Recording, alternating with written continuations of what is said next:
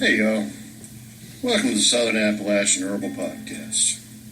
I'm Judson Carroll and I'm an herbalist. I'm also a wild crafter, a gardener, and herb grower.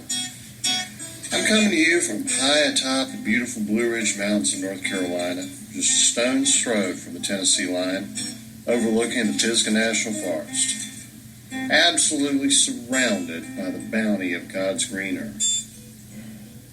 I spent most of my life wandering these mountains and learning about plants from the old-timers and all sorts of characters. On this show, we'll talk about herbs and how to use them, how to find them, how to grow them, how to make preparations. We'll talk about a lot of things. We can also talk about permaculture, homesteading, foraging, and living off the land. Most anything, really. You can email me at southernappalachianherbs@gmail.com if you have a question or a comment. You can also contact me through the Grow Network, where I'm a regular contributor and a moderator for the forums. And my blog is, of course, southernappalachianherbs@blogspot.com. All right, y'all. I'm going to sit my guitar down and let's talk about herbs.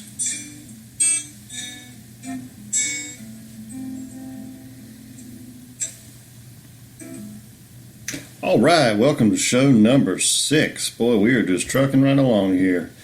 Today, I'm going to talk about one of my absolute favorite subjects. It is wildcrafting and foraging. See, this is how I actually came to become an herbalist. I started out based on my appetite.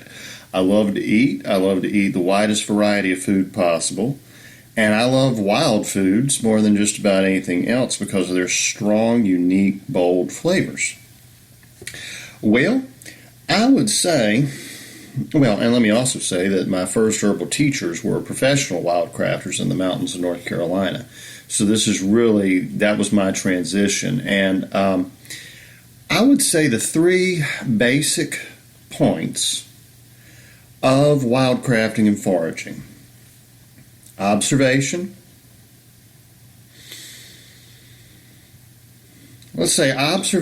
identification, and common sense. I just about had a Rick Perry moment there. You remember when he said there were 3 things, he couldn't remember what the third was, and turned to Ron Paul, and Ron Paul's, I don't know, Could it be? Anyway, observation, identification, and conservation. And I'm going to add to that one more, and that's common sense. And I think I'll start with common sense. You see, the first thing you will run into as an herbalist when you start talking about wildcrafting is there's some people that just say it cannot be done ethically. And frankly, I think those people are idiots. I understand where they're coming from, but I think it was Rex Stout's Nero Wolfe said you can't put sense in a fool's brain. I know because I've tried. There are just some people in this world who have a view of humanity and nature that separates the two completely. They do not see that mankind can be a part of nature and is a part of nature, not a prisoner in Henry Miller's air-conditioned nightmare that just happens to escape to the woods every now and then and does damage while he's there. That's ridiculous. I've said before that,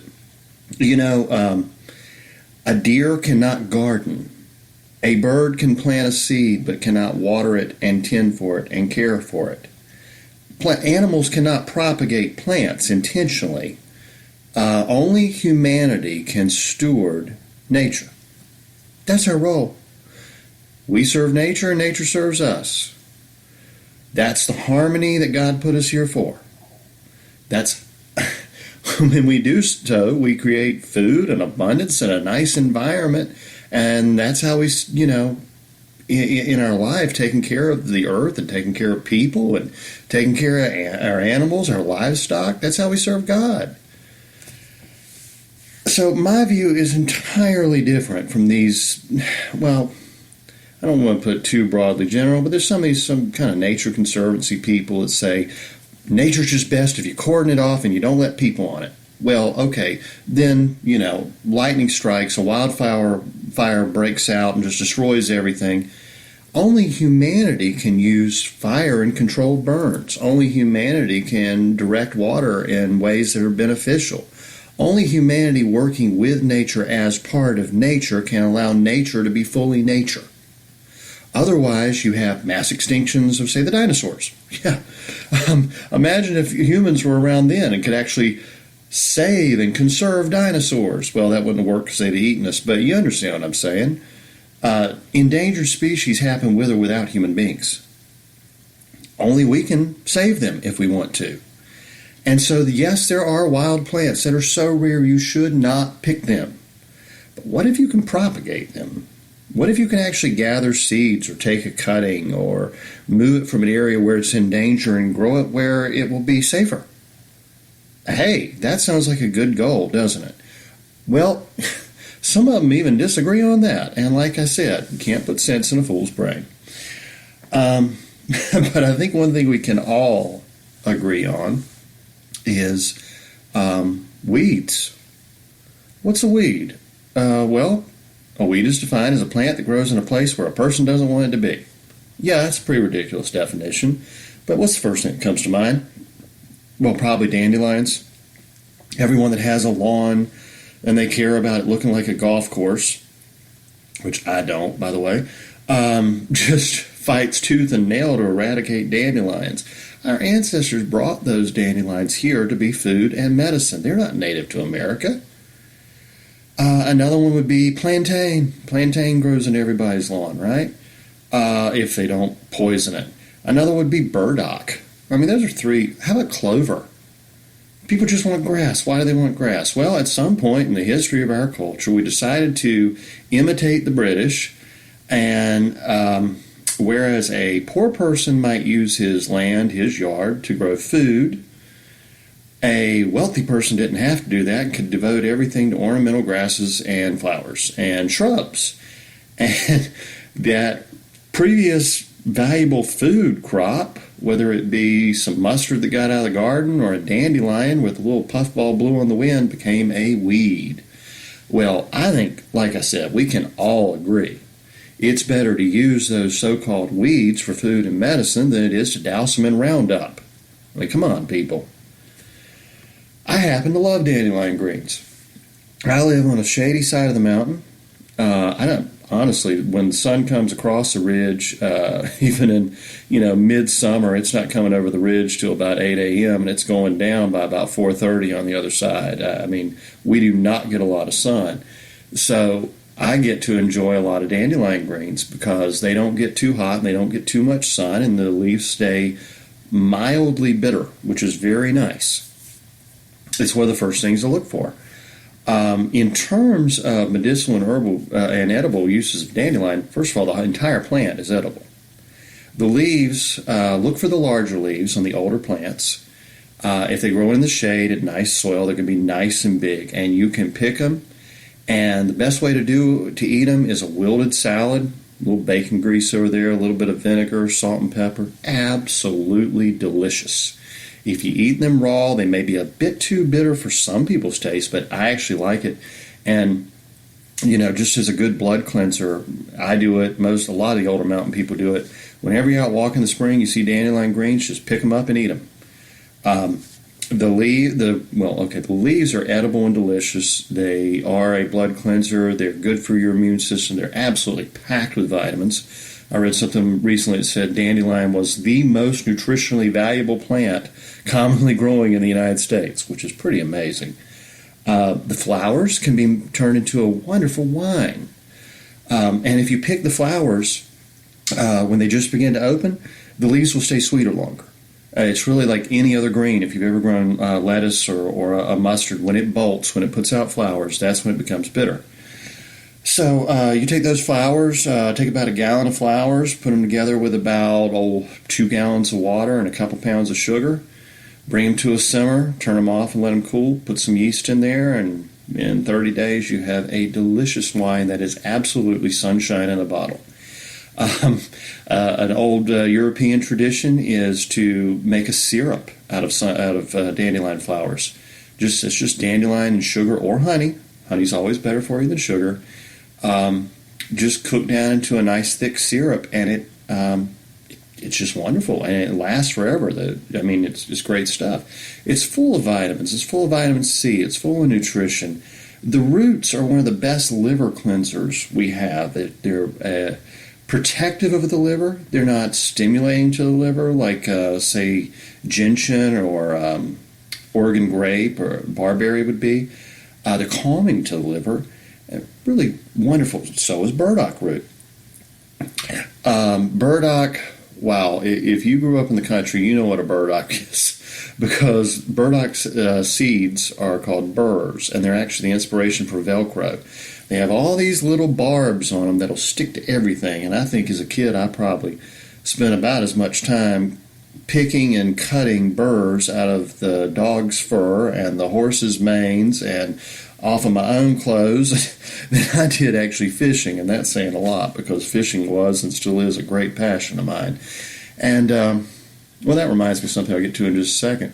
But burdock, again, the whole plant is edible. The leaves are incredibly mild. They don't have the bitterness of dandelion. The root, again, is a great liver cleanser. It's considered to be a bittersweet herb. In Japan, it's called gobo. It's one of their favorite vegetables. If you know much about Japanese food, you know they like very mild flavors, and it just fits that profile wonderfully. And as far as foraging, that's a nice big root on an old plant. And you can bake the root. You can put it in soups. One thing I love to do when spring comes around is, well, I love to fish. And where I live, of course, it's mostly mountain trout. And trout's a very mild fish. It's actually not my favorite, but it's abundant where I live. If you live in another place, you might try a mild fish like a little panfish, bluegill, pumpkin seed. Bass would be a good option, but I wouldn't try this recipe with catfish. Just a little too fatty. But say you're camping out and you're fishing, you catch a few nice pan-fried sized trout. Well, about this time in spring, that's also when the ramps, the wild leeks are coming up. Oh, my word, they're so good. And they're very brief. So take that trout, maybe 3 or 4 of them, just gut them and clean them. Leave the heads on. Put inside of there a couple of ramp leaves and a little bit of sorrel. See, mountain sorrel has this flavor to it like lemon. It actually tastes like spinach with lemon drizzled on it. It's really good stuff. But it does have oxalic acid. We'll talk about that in a minute. So you don't want to eat too much of it. It's okay to have a little bit cooked. So put in your ramps and your sorrel. Salt and pepper that fish down. Wrap it in a burdock leaf. A couple of them, really. And just put it straight on the coals of your campfire. Not in the flames, not in the hottest pot. Just sit it there all wrapped up in this envelope of burdock. And the outside leaves, when they char and you can hear the juice coming out of the fish, it's sizzling, pull it off. Take off the charred part. Open up that little envelope of fish wrapped in perfectly steamed in burdock. Oh my gosh. That is a meal. Or if you don't have burdock and you have dandelions, take that trout and again put in a little sorrel and a little bit of ramp leaf. Wrap it up in bacon, fry it in a pan. Take it out, throw all your dandelion greens there, cook them down in that bacon, put a little more sorrel for some acid, salt and pepper, everything. I mean, if that doesn't convince you of how simply and naturally and wonderfully we can spend time in the woods on a sunny day or a clear night, I can't even talk to you. So, all right, so I've covered, I guess, dandelion and burdock, just common weeds. Well, how about that plantain? I'll tell you what, before I move forward, let me go back to dandelion. All right, so another thing I forgot to mention on dandelion was the stems. Now, I'm going to quote here from Maria Trevin's wonderful book, Health Through God's Pharmacy. She says, today I know that the fresh stems of the flower, 5 to 6 pieces chewed daily, bring swift relief in chronic inflammation of the liver. That's a sharp pain felt in the lower region of the right corner of the right shoulder blade. As long as the plant is in flower, diabetics should eat up to 10 stems daily. The stems of the flowers are washed, and only then is the flower head removed, and the stems are slowly chewed. They taste somewhat bitter at first, but are crisp and juicy, similar to the leaf of an endive, or endive, however you want to pronounce it. Sickly people who feel constantly tired and are without energy should take a 14-day course of treatment with the fresh stems of the dandelion. The effect is surprising. So really, the entire plant is edible. And I'll just check real quick on naturalmedicinalherbs.net. They always have wonderful summaries of herbs. I'll give you all the qualities here of the dandelion. Okay, it says the dandelion is a commonly used herbal remedy. It is especially effective and valuable as a diuretic because it contains high level of potassium salts and therefore can replace potassium that is lost from the body when diuretics are used. All parts of the plant, but especially the root, are slightly aperient, cholagogue, depurative, strongly diuretic, hepatic, laxative, stomachic, and tonic. The root is also experimentally cholagogue, hypoglycemic, and a weak antibiotic against yeast infections. Let's see, a tea can be made from the leaves, or more commonly from the roots. The plant is used internally in the treatment of gallbladder and urinary disorders, gallstones, jaundice, cirrhosis, dyspepsia and constipation, edema associated with high blood pressure, and heart weakness, chronic joint and skin complaints, gout, eczema, and acne. The plant has an antibacterial action, inhibiting the growth of Staphylococcus, pneumococci, meningococci, bacillus, dysentery, B. typhi, C. diphtheria, proteus, etc.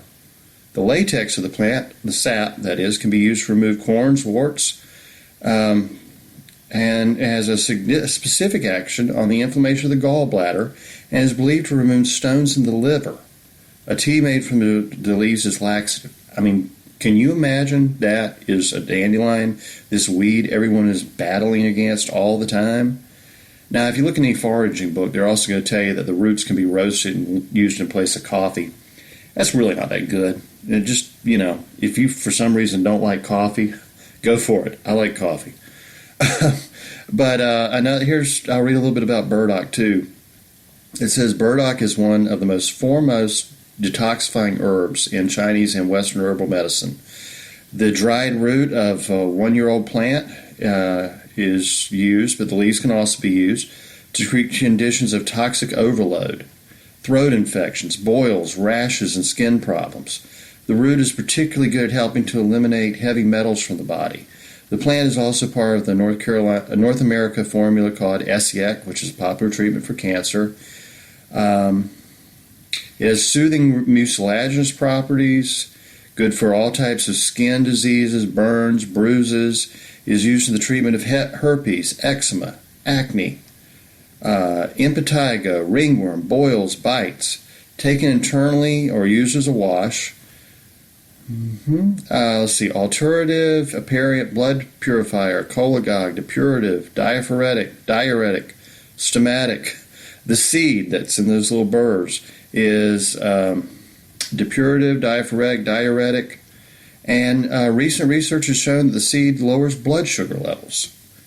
I mean, this is the burdock that, again, with the dandelion, people were just dousing in Roundup trying to get rid of. Plantain is one of the most go-to first aid herbs. You put this on a bee sting, you put this on a cut or a wound, and you can also just eat it as greens. It's incredibly good for you. It says here, common plantain is safe and effective for treating bleeding. It staunches blood flow and encourages repair of damaged tissue. The leaves are astringent, demulcent, depurative, diuretic, expectorant, hemostatic, refrigerant, means it cooling. Internally used for the treatment of a wide range of complaints such as diarrhea, gastritis, peptic ulcers, irritable bowel syndrome, hemorrhage, hemorrhoids, cystitis, bronchitis, cataract, sinusitis, asthma, and hay fever. They are used externally in treating skin inflammations, malignant ulcers, cuts, stings, etc. The leaves have been used for dressing wounds and swelling. The roots even used for the bite of a rattlesnake. And the seed of plantain is psyllium, the commonly used. I'm blanking on the word. You know what you take when you're constipated. Laxative. There you go. Commonly used laxative.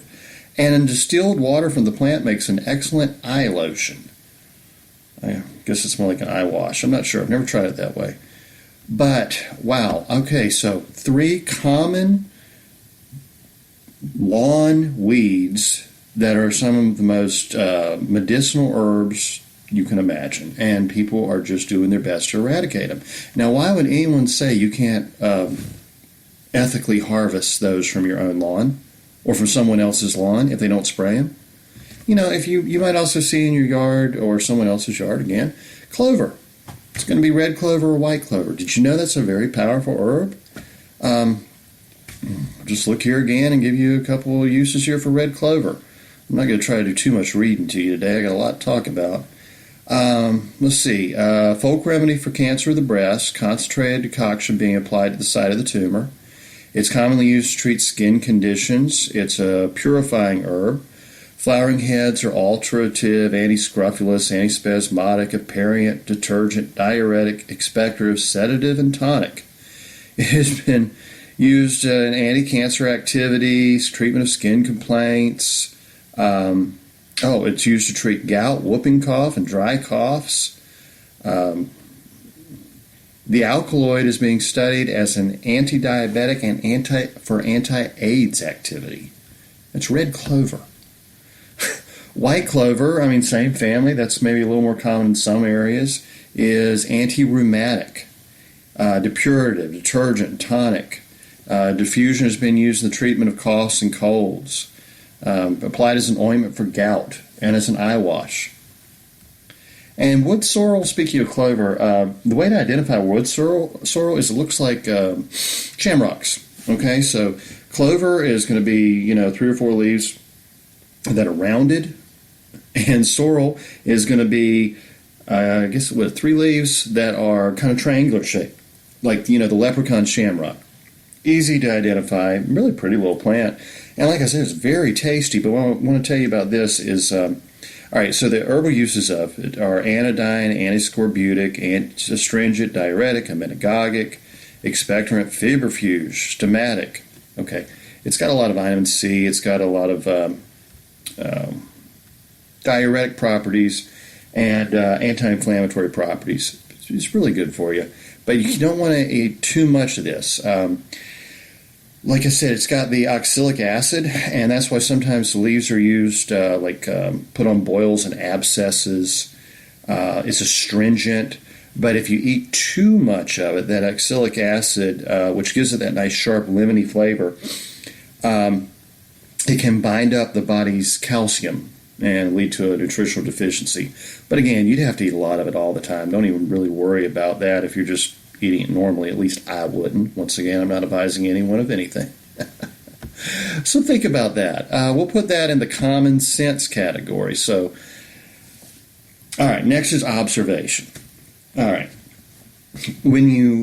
Few people who are hikers are ever really become foragers or wildcrafters. The difference being, in my mind, foraging is gathering food to eat, and wildcrafting is gathering medicinal herbs. That comes down to observation. When you're walking, you're focused on walking. You're not really seeing as much of what's around you as you think. You may see a lot of pretty things, but you don't see all the mushrooms. You don't see all the plants.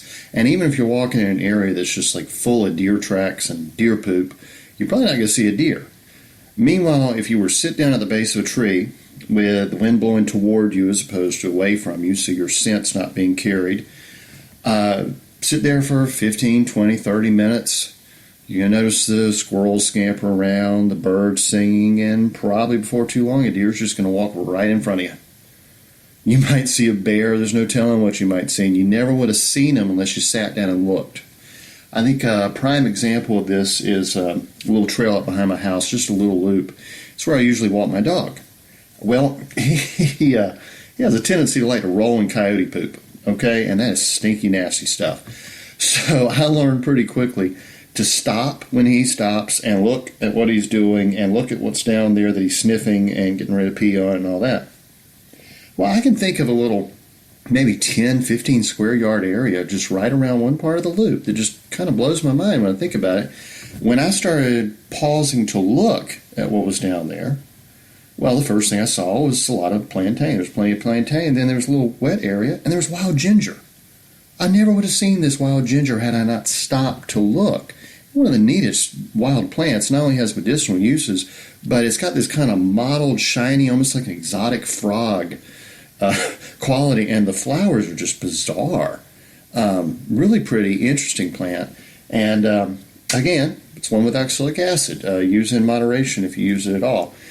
Coming on around there, you get into a sunny patch, and there's echinacea, there's bee balm, rudbeckia, wild carrot, lots of clover in that little spot as well.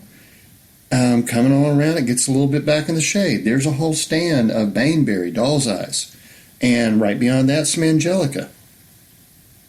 On the other side of the trail, this is just going from the left side to the right side, first thing I noticed was a nice little stand of bloodroot in the spring. Rather valuable herb.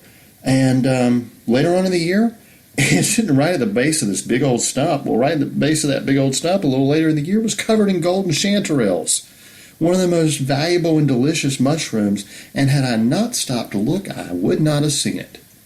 Might have seen one or two things, but I might have seen the doll's eyes because they are one bizarre looking plant. But I would have just walked on by it.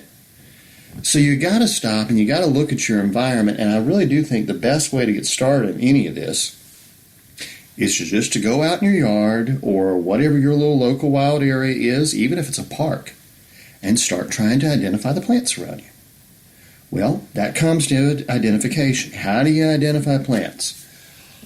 I guess first of all, people these days would say, well, there's an app for that. Well, I don't like that. One, I do not like to carry a cell phone of any kind, and if I'm in the wilderness, it's going to be turned off because that is my time to do my thing in the woods. Nobody's going to bother me in the woods. I might take one for emergency purposes only, but it will be turned off. And two, I don't have real good confidence in the accuracy of those apps. Some people say they're good, some people say they're not. There are a few very good websites, though. Your state will have an extension service based out of the largest university that has that program. Could be, an agricultural program or whatever. There should be a botanist. They will have a nice website with all the plants that grow in your area, with pictures of them and everything. For mushrooms, there's Mushroom Expert. That's a good site. There's several good sites, but again, the internet is not the best place to start. The very best place to start is going out with someone who knows what they're doing and can show you, without a doubt. If you don't know someone like that, check with your local park service. There is probably a state park that has a ranger that does plant walks. Check your local colleges and community colleges and all that. See if there's a botany professor. If they won't show you themselves, they can give you a list of books for your area, and that is really one of the very best places to start. Field guides. You cannot have too many field guides. I mean, and look, you can go on, say, eBay, Amazon, whatever, buy these things used for $3 or $4 a piece. For $20-25, you can have a nice library of field guides specifically for your area that will show you what's growing there. But the very best place to start in terms of field guides, let me grab this book here, Thomas J. Elpill's Botany in a Day. All right? Don't be overwhelmed by the term botany in a day. It's showing you the characteristics of the plant families. The best thing about any field guide, and never buy one that doesn't have this, is the keys. When you are identifying a plant, a mushroom, anything like that, you start with these various characteristics. Say, position of the leaves on the stem. Are they whorled? Are they alternate? Are they right beside each other, opposite? Then you go through the shape of the leaf. Then, if you're in herbs and such, you're looking at the shape of the flowers. How are the petals shaped? How are they coming out of the flower head? Yeah, you look at various things, but what it is, you have a key which says, okay, if the leaves are opposite, go to this page. If they're alternate, go to this page. If they're whorled, go to this page. And they have little examples so you know what those words mean. And so it's like a choose-your-own-adventure book, right? You go from here, turn to page 30. Well, okay, if the leaves are shaped this way, turn to this page. If they're shaped this way, turn to that page. That's what you want to look for. And that's why I don't really think the websites are so good, because you're looking at a bunch of pretty pictures of colorful flowers and you're not seeing all those little details. In mushrooms, it's, does the mushroom have gills? If so, are the gills attached? Does it not have gills? Does it grow on a tree? Does it grow on the ground? This is such an easy, and I won't say foolproof, but I take a field guide with me every time I go to the woods. I don't care how well I think I know something. If there's a chance that it could look like something else, I go to that field guide. And I usually go through 3 or 4 field guides. And really the best place to start is trees, because there's so much less diversity in trees than there is in, say, herbs. There are 2 Well, you can really get started on this with like 2 field guides.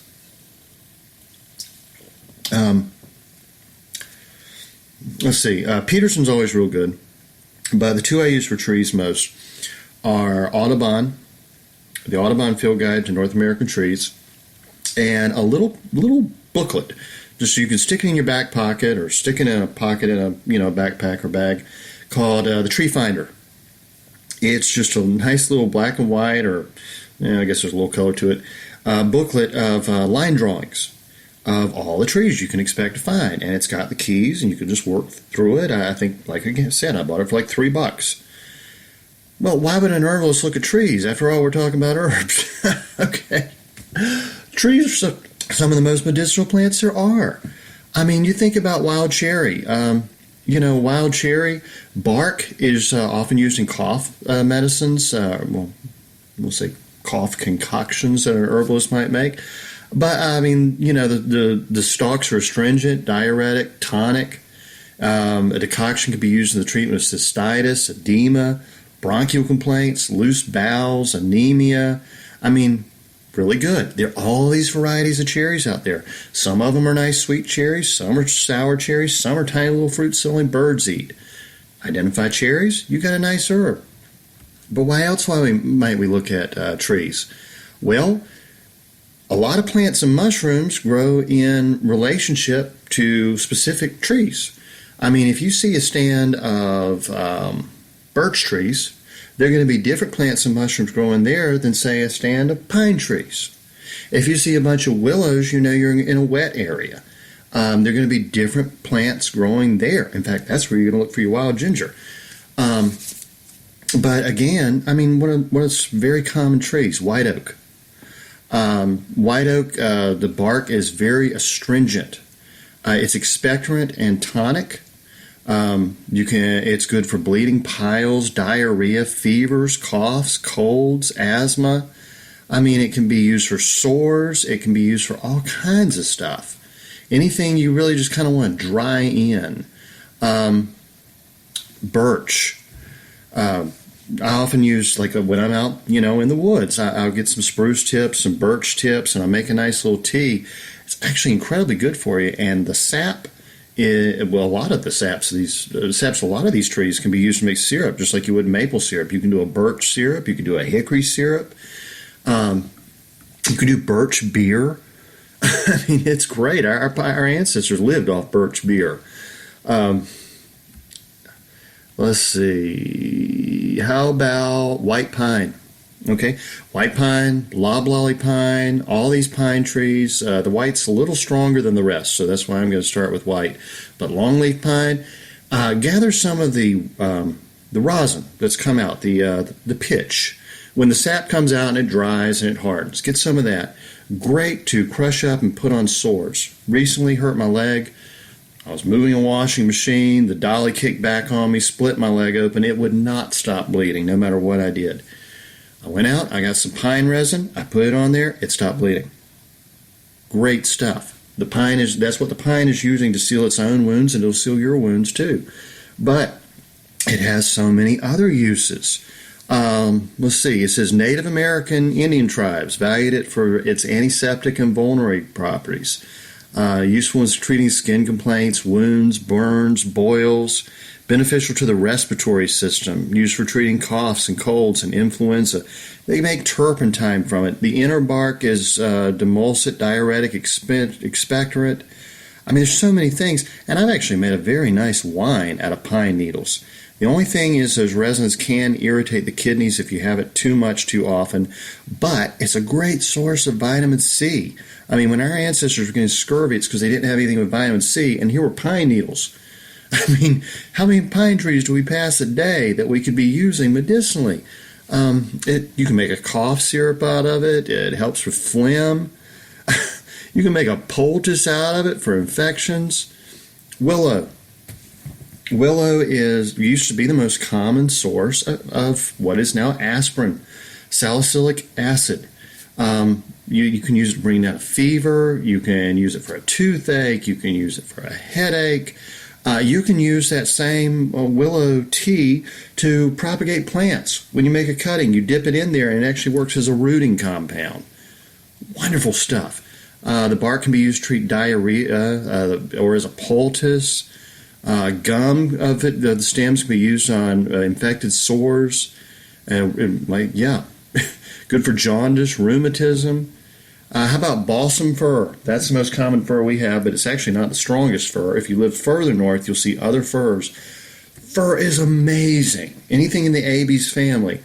It is both astringent and it helps bring fresh blood into an area. So when you have inflammation, chronic inflammation, edema, really bad diarrhea or bronchial issues, anything with that tissue, bad sore throats, it's gotten really puffy and it's getting really sick, this actually shrinks the tissue and pulls the inflammation out by bringing fresh blood through there.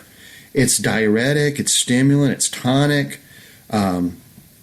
It's really fantastic stuff. It's one of those that should definitely be in your herbal first aid list when I'm thinking I need something strong because this sore throat is going from bad to worse, or again, many other complaints.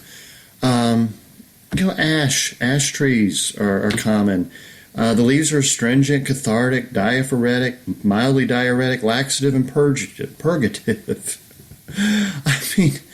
And these are just trees. Anybody can go out and identify a tree. You can do it. I promise you. If you can't do it, get those 2 or 3 books and you can do it. If you spend just one season doing this, you'll have the confidence and a pharmacy in your backyard. It's great stuff.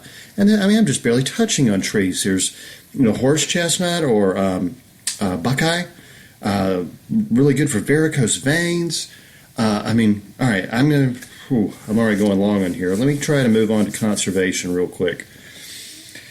When those people say that you can't wildcraft responsibly, what they're saying is they're plants that are endangered, and if you pick them, they'll be gone, and that's absolutely true. But it doesn't have to be, because like I said, you can propagate plants. Grab a Rodale book, look online, go to Mike McGroarty's site. You'll learn to propagate plants. Plants can be propagated through digging them up and moving. Plants can be propagated through taking cuttings and rooting them. Plants can be propagated by seeds. Find out what's out there and do it. And there, you solve the problem. Now, yes, there are some herbs you should not pick. There's some that you can pick in certain situations. How about trillium? Trillium is tricky because it pops up in the spring, puts out 1 flower with 3 seeds. If you pick the flower, that's it, the plant's gone. It has 3 chances to reproduce. If you pick a leaf, it may not have enough energy to support the seed development. If you dig it up, you just killed the plant. Well, in my yard every April, right around Easter, dozens and dozens and dozens of trilliums grow. Every kind of trillium you can imagine. I've got red ones, white ones, beautiful, huge burgundy ones, little tiny. I got trilliums. The ones that grow in the path that aren't going to survive because I walk through there, the dog walks through there, rainwater throws through there, I dig those up. So I have trillium. Responsibly, they're going to die anyway. Let's see, Indian pipe or ghost pipe. That's one, I can't remember if it's saprophytic or parasitic, but it lives in decaying soil, decomposing soil off the roots of other plants, so I guess that would be parasitic. It's a plant that has no chlorophyll. It's just this little white thing. It's an incredibly powerful herb. It's sedative, it's pain-killing, it's really something, but you cannot grow this herb, okay? It only is going to grow in that environment in relationship with those other plants. When is it okay to pick it? Okay, well, the rule of thumb in wildcrafting is take no more than 1/3 of what's out there, okay? You see a stand of anything, I don't care if it's yarrow, only take 1/3 so the plants can reproduce and spread their seeds. When it comes to ghost pipe, don't even take 1/3. If you can pick 1/10, it's not one you want to use it every day anyway. The tincture of it, if you use too much, is going to give you like a hangover, a headache. It's hard on the system. It can be in too much. Take 1 or 2 if they're more than that. If they're plenty, like 10%. And well, there's another situation I'll get to in 1 second. But first of all, I want to say, how about lady slipper orchid? I say never pick this plant, okay? With one exception. Now, I know a trail in a specific spot that I won't talk about right now, where lady slippers literally just carpet the ground. It is one of the most beautiful sights you ever see. I still won't pick them there because those plants, I cannot take a seed, I cannot take a cutting, I cannot do anything to cause this plant to grow anywhere other than that spot because they grow in relationship with everything around them. You can't alter one thing and have them grow. The only time it's okay to take plants like that, all right, let's say a real estate developer is coming in and they're going to put in a new shopping center and there's 10 or 20 acres that's going to be graded and paved over. It happens. It happens so often and nobody's doing anything to protect the plants on that land. Why not go to the property owner? Why not go to the real estate developer and say, look, I'm an herbalist, I pick plants. Could I go in there and just pick before you go in with your bulldozers? Then, okay, if it's a lady slipper, and it's going to be destroyed anyway, and if in your state it's not on a protected and endangered list, which brings in all kinds of legal issues, if it's illegal to pick in any way, shape, or form, you're going to have to figure that out. But if it's legal to pick, and it's just very scarce and rare, and it's going to be destroyed anyway, take it. If there's any way, if you see a stand of golden seal, which has been over-harvested like crazy, and it's in that area that's going to be destroyed, propagate it. Figure it out. If you can take seeds, take seeds. If you can take cuttings, take cuttings. If you just have to dig up the plant and move it, dig up the plant and move it. It's literally that simple. We can interact responsibly with our environment and live the lives we were meant to live and enjoy it and everyone have mutual benefit. Yeah, it'd be great if they wouldn't go in and put a Walmart on every corner. I can't help that. I can't stop that. But I can go in with the property owner's permission and do the responsible thing of moving the plants that are endangered. Well, let's not say endangered, again, that's legal. Let's just say rare or pressured. I can move them, or I can propagate them. I can figure out some way to save those plants, and if there's something that just cannot be saved, I can at least use it for the purpose God intended it for which God intended it, whatever. All right, so I'm at 42 minutes, and I definitely don't want to go over 45, so I'm going to wrap it up. Y'all, get out there as the first opportunity. I know we're going into winter. Start identifying some plants, looking around. It's going to make you a better herbalist and a happier person. That I can guarantee. Let's see. Last thing, I'm going to play the disclaimer, play us out of here. But next time, I want to talk about mushrooms. If I can remember that, because I didn't really get into mushrooms. And mushrooms are something you can forage for, something you will really enjoy foraging for. They're a fascinating kingdom among themselves, the fungi. And there's so much mystery and myth around them, and people think they're dangerous. Again, with the good field guides and everything, you're cool. I'll walk you through it, and I'll give you some references. But anyway, have a great week, y'all. The information in this podcast is not intended to diagnose or treat any disease or condition. Nothing I say or write has been evaluated or approved by the FDA.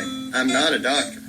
The U.S. government does not recognize the practice of herbal medicine, and there is no governing body regulating herbalists. Therefore, I'm really just a guy who studies herbs. I'm not offering any advice. I won't even claim that anything I write or say is accurate or true.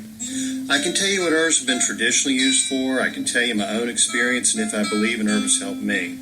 I cannot nor would I tell you to do the same. If you use an herb anyone recommends, you are treating yourself.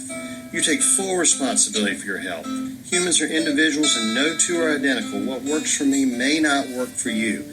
You may have an allergy, a sensitivity, an underlying condition that no one else even shares and you don't even know about. Be careful with your health.